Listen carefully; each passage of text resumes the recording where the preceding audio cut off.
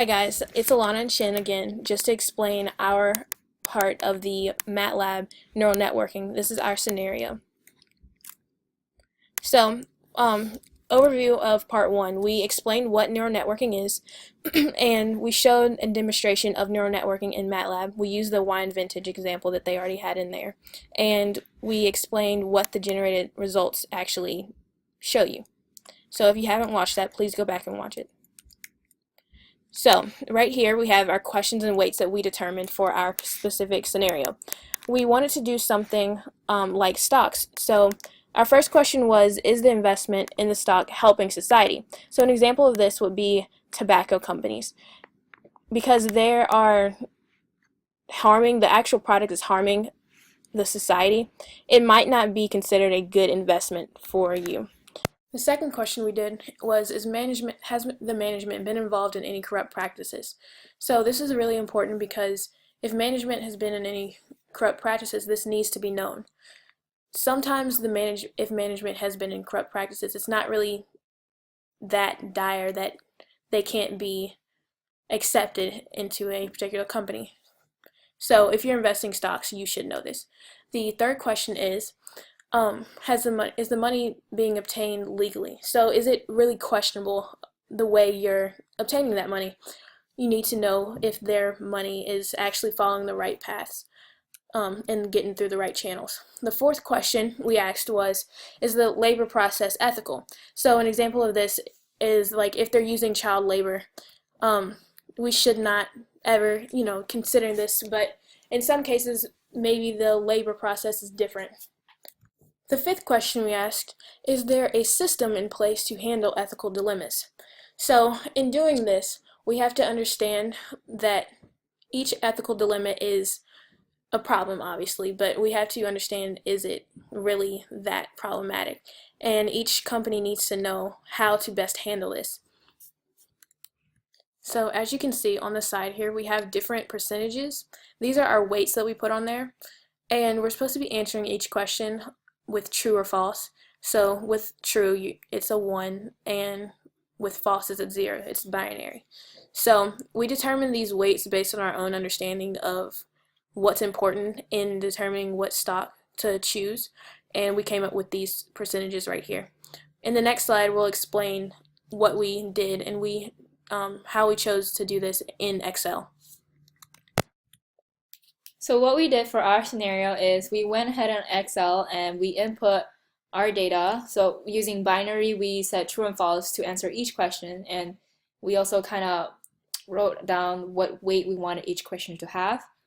And because this is a supervised regression, we also had to manipulate it using its outputs or its targets, basically.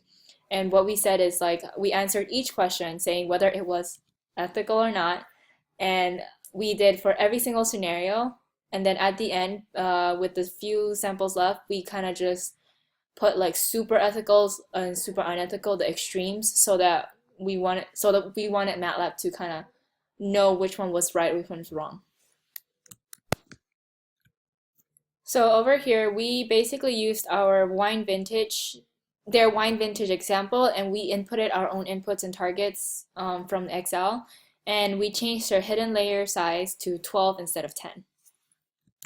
So in MATLAB, after we're done training the data, we're gonna click next 3 times so to get our simple script, and it shows up in the back. Over here, this is what we manipulated with our data and the hidden layer size. So for our scenario, we wanted to use the same script but with our own inputs and outputs. So in order to put our inputs in, we basically went ahead and pulled up this.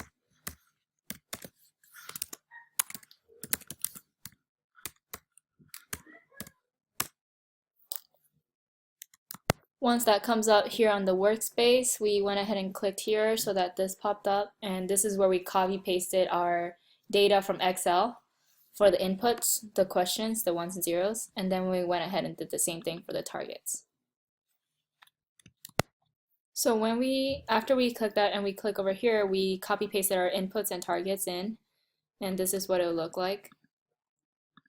Then once we do that, we go ahead and go to our script and we change it to our variables so that it runs our scenario. And we want it to run it with a hidden layer size of 12.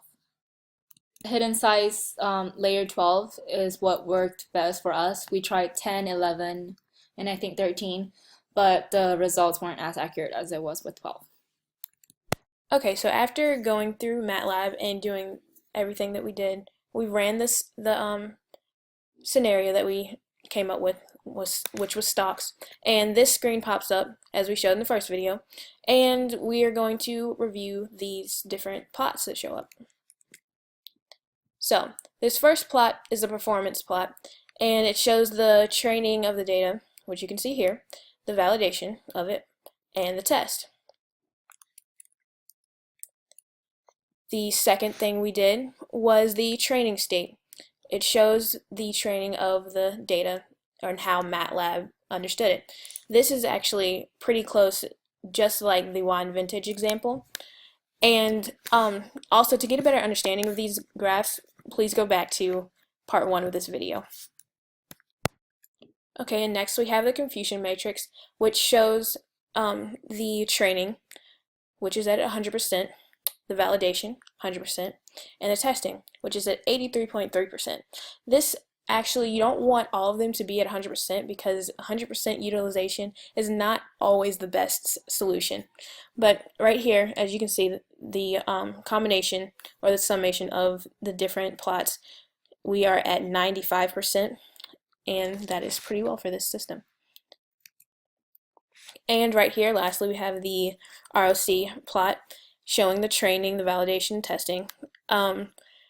Again, we want it to be as far left and as far to the top as possible. And with our particular solution with 12 different hidden layers, it actually works out pretty well. So right here, I'm just comparing the different amount of hidden layers. We looked at 12, which was our best solution, and 10 hidden layers. For this specific one, when we tried other hidden layers, it wasn't really working out so well. So we just decided to show you the comparison between 12 and 10, which were closer than all the others.